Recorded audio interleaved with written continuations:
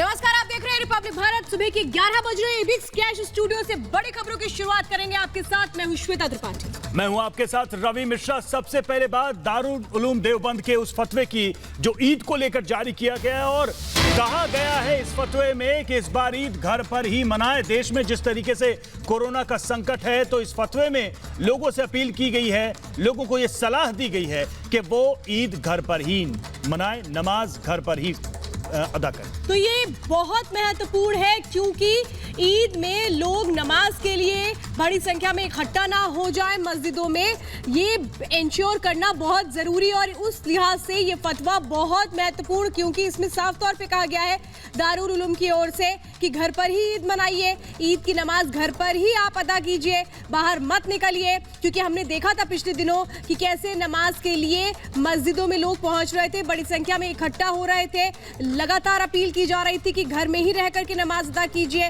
और इसके बाद ये जरूर एक बड़ा डर है कि ईद में भी कहीं लोग इस तरह से निकल ना आए। और इसीलिए इस लिहाज से ये जो फतवा है ये बहुत महत्वपूर्ण, जिसमें दारुल उलूम की ओर से साफ तौर पे कहा गया है कि घर पर ही ईद मनाइए, ईद की नमाज घर पर ही अदा कीजिए। समर्थ हमारे सहयोगी इस वक्त हमारे साथ जुड़े हुए हैं, हमारे संवाददाता। समर्थ, क्या कहा गया इस फतवे में? हालांकि स्वागत योग्य है, ये देखने को मिल रहा है कि इस फतवे में वो सलाह दी गई है जो इस वक्त बेहद जरूरी है।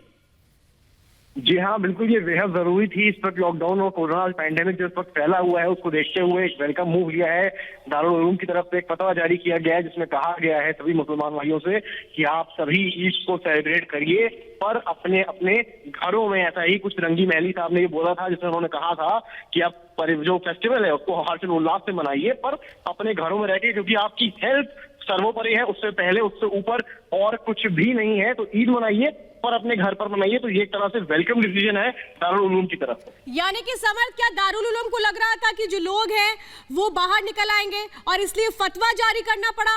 सिर्फ और सिर्फ मौखिक तौर पर लोग मानने को तैयार नहीं थे और इसीलिए फतवा जारी करना पड़ा?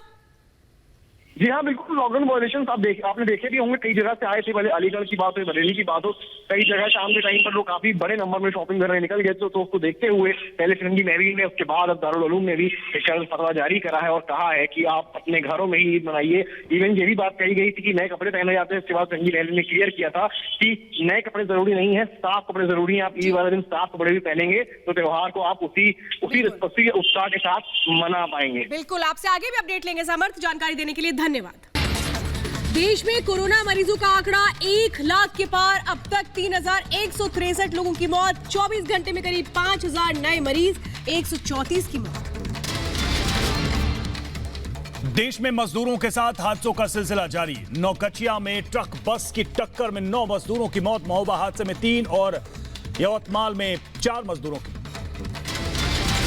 लॉकडाउन 4.0 में दिल्ली वालों को बड़ी राहत। शर्तों के साथ सभी निजी सरकारी दफ्तर खुले, बस रिक्शा बाजारों को भी खोलने की छूट।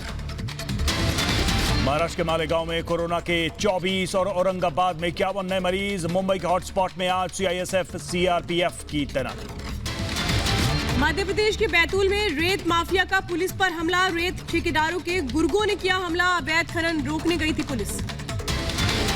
लद्दाख में चीनी सैनिकों के साथ झड़प के बाद सीमा पर बढ़ाए गए सैनिकों की संख्या, चीन ने भी बढ़ाई सेना।